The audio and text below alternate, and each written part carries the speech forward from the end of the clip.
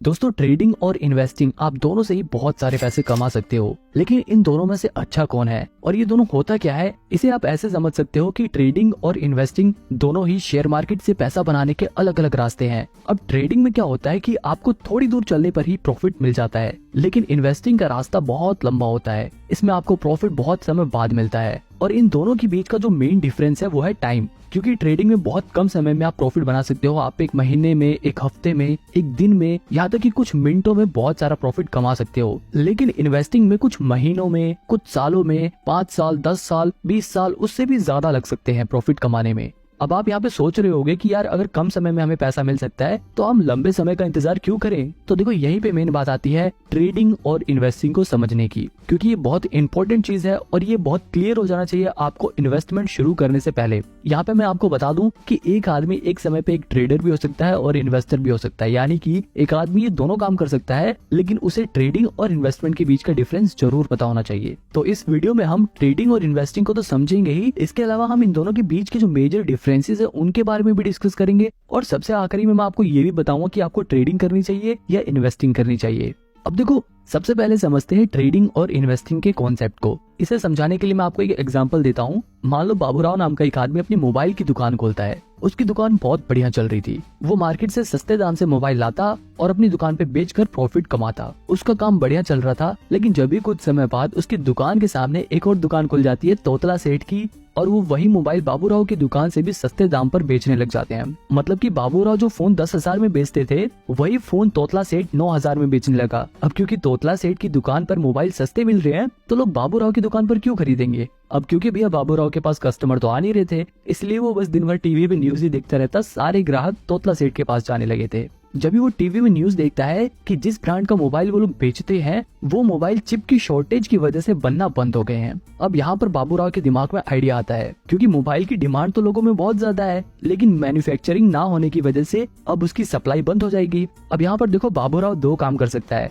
पहला ऑप्शन ये है कि वो रोज सवेरे उठते ही सबसे पहले तोतला सेठ की दुकान पर जाकर उसके सारे फोन 9,000 में खरीद ले और उन्हें अपनी दुकान पर वापस 10,000 में बेचकर प्रॉफिट कमाए। दूसरा तरीका ये है कि वो रोज सवेरे तोतला सेठ की दुकान पर जाकर उसके सारे मोबाइल खरीद ले और उन्हें अपने वेयर हाउस में स्टोर करके रखे, उन्हें बेचे नहीं। इसी तरह वो कुछ महीने अपने पास उन फोन्स को स्टोर करके रखे और जैसे ही उस फोन का प्राइस मार्केट में बढ़ जाए और उसकी डिमांड मार्केट में बढ़ जाए, वो उन फोन को 10,000 की जगह 12,000 में बेचकर ज्यादा प्रॉफिट कमाए। अब यहाँ पर देखो, ट्रेडिंग और इन्वेस्टिंग को समझो। बाबूराव जब डेली फोन सस्ते में खरीद कर उन्हें बेच रहा था तो वो ट्रेडिंग कर रहा था, लेकिन जब बाबूराव ने फोन को कुछ महीनों के लिए स्टोर करके रखा और जैसे उनका प्राइस बढ़ा, उसने जब बेचा तो उसने इन्वेस्टिंग करी, क्योंकि वो डेली चीजों को सेल नहीं कर रहा बल्कि वो उन्हें कुछ महीनों बाद कर रहा है। बिल्कुल इसी तरह ट्रेडिंग और इन्वेस्टिंग वर्क करती है। बस शेयर मार्केट में फोन की जगह शेयर्स आ जाते हैं। मतलब हम शेयर मार्केट में डेली फोन्स की जगह शेयर्स को सस्ते में खरीद कर उन्हें महंगे में बेचकर प्रॉफिट बनाते हैं, तो वो ट्रेडिंग होती है। और अगर हम शेयर्स को सस्ते में खरीद कर कुछ महीने, कुछ साल, 10 साल, 5 साल बाद जब वो शेयर का प्राइस बढ़ जाता है तब बेचते हैं, तब वो इन्वेस्टिंग कहलाती है। देखो, यहाँ दोनों के बीच का जो मेजर डिफरेंस है वो है टाइमिंग।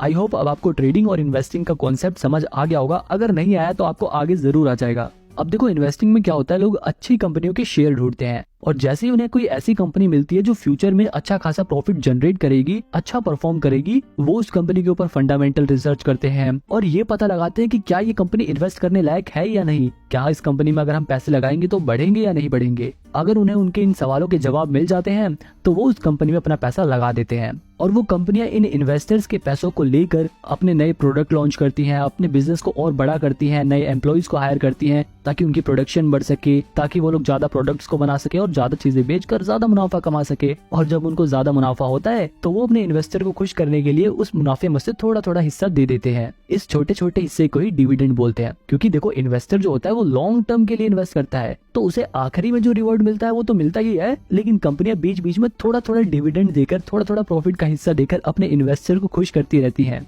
मतलब एक इन्वेस्टर को लॉन्ग टर्म में तो बहुत ज्यादा प्रॉफिट होता ही है, लेकिन उसको बीच बीच में थोड़ा थोड़ा डिविडेंड भी मिलता रहता है, जो उसके लिए एक अर्निंग का काम करती है। और मैं आपको बता दूं कि ऐसे बहुत सारे इन्वेस्टर हैं जिनकी सिर्फ डिविडेंड की कमाई लाखों करोड़ों में होती है।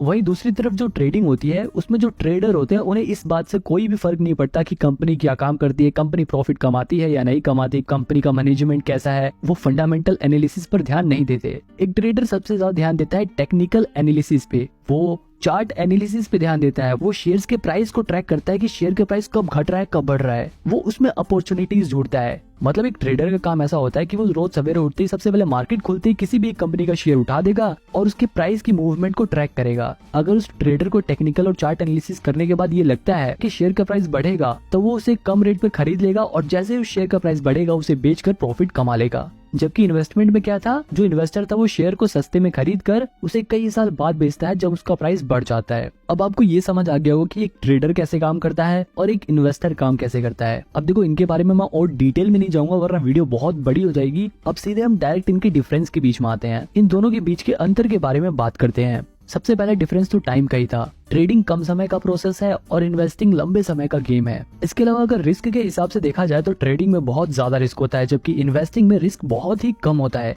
अब ऐसा नहीं है कि इन्वेस्टिंग में बिल्कुल भी रिस्क होता नहीं है, हो सकता है कि शॉर्ट टर्म में शेयर का प्राइस गिर जाए, लेकिन अगर कंपनी अच्छी चुनी है आप लोगों ने तो लॉन्ग टर्म में उस कंपनी का शेयर प्राइस जरूर बढ़ेगा और इस वजह से इन्वेस्टिंग में रिस्क बहुत कम हो जाता है। वही ट्रेडिंग रिस्की इसलिए होता है क्योंकि ये एक तरह का गैम्बल है। मान लो दो दोस्त है, वो आपस में हेड टेल वाला गेम खेलने का डिसाइड करते हैं और बोलते हैं कि अगर हेड आया तो तू जीत गया और टेल्स आया तो मैं जीत गया। तो ये देखो ये एक तरह का गैम्बल है और शेयर मार्केट में भी बिल्कुल ऐसा ही होता है। बस वहाँ पे दो जनों की जगह बहुत सारे लोग आ जाते हैं और वो लोग हेड टेल की बजाय शेयर के प्राइस घटने या बढ़ने के ऊपर बैट लगाते हैं। मतलब बहुत सारे लोग होते हैं जिसमें से कुछ लोग ये अंदाजा लगाते हैं कि शेयर का प्राइस गिरेगा और कुछ लोग अपने पैसे लगाकर कहते हैं कि शेयर का प्राइस बढ़ेगा। और ये लोग अपने पैसे कहाँ लगाते हैं, ये लोग अपने पैसे लगाते हैं ब्रोकर के पास, यानी कि ग्रो जीरोधा जैसे ब्रोकर के पास अपने पैसे लगाते हैं। अब देखो अगर शेयर का प्राइस बढ़ गया तो ये वाले लोग जीत जाएंगे, अगर ये लोग जीत जाएंगे तो जो लोग हार गए हैं उनका पैसा जीते हुए लोगों के पास चला जाएगा और उस जीते हुए पैसे में से थोड़ा सा कमीशन ये ब्रोकर्स रख लेते हैं।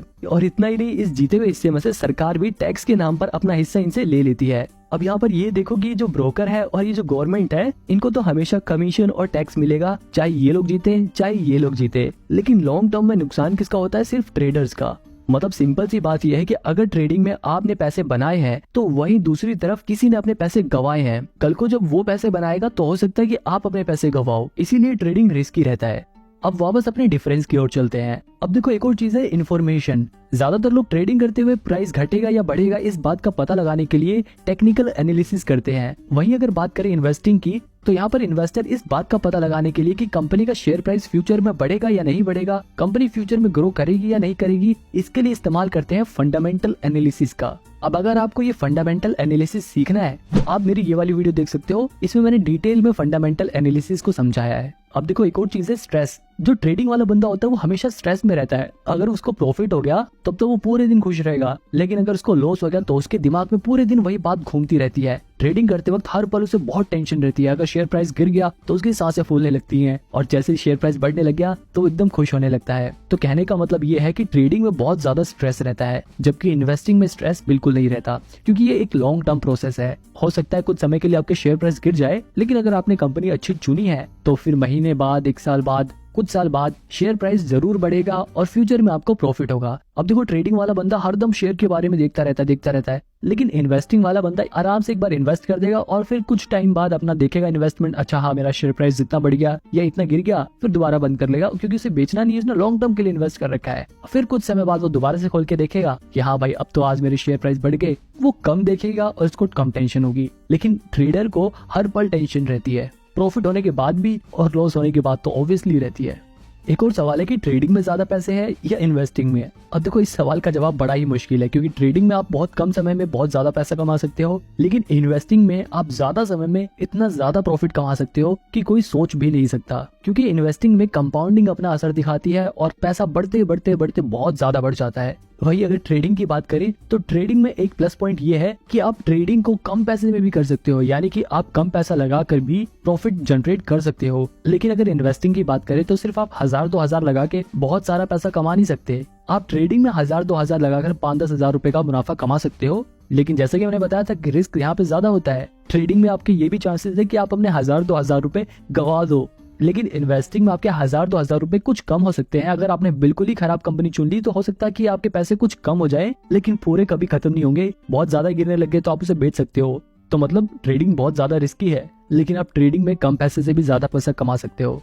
बात करें एक्सपेंस की, अगर आप ट्रेडिंग करते हो तो आपको ज्यादा चार्जेस देने पड़ेंगे, लेकिन अगर आप इन्वेस्टिंग करते हो, आप डिलीवरी में शेयर्स को खरीदते हो, तो आपको ब्रोकरेज कम देना पड़ेगा, यानी कि कम चार्जेस देने पड़ेंगे। जैसे कि मैंने आपको